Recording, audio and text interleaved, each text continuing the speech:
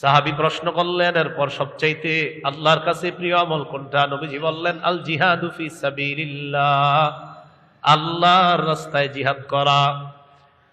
তাহলে হাদিসের মধ্যে নবী এক নম্বরে বললেন সময় মতো নামাজ পড়া আল্লাহর কাছে সবচাইতে প্রিয় আমল। দুই নম্বরে বললেন পিতা মাতার প্রতি সদাচরণ করা আল্লাহর প্রতি, এটা আল্লাহর কাছে প্রিয় আমল।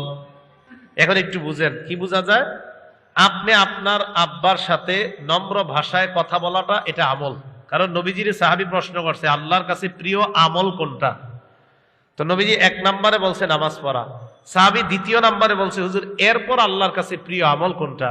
নবীজি বলছে পিতা মাতার প্রতি সদাচরণ করা। আব্বা, আপনার জন্য আমি কি আনবো বলেন, আমি বাজারে আসি।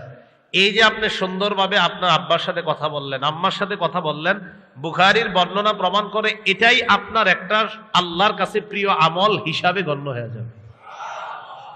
কারণ প্রশ্ন কি? প্রশ্ন হলো আল্লাহর কাছে প্রিয় আমল কোনটা। তো দুই নম্বরে নবী বলছে পিতা মাতার প্রতি সদাচরণ করা। তাহলে আপনার আব্বা আম্মা, তাদের জন্য ভালো ব্যবস্থাপনা করা, এটাও আপনার একটা আমল হয়ে যাবে। শুধু আমল না,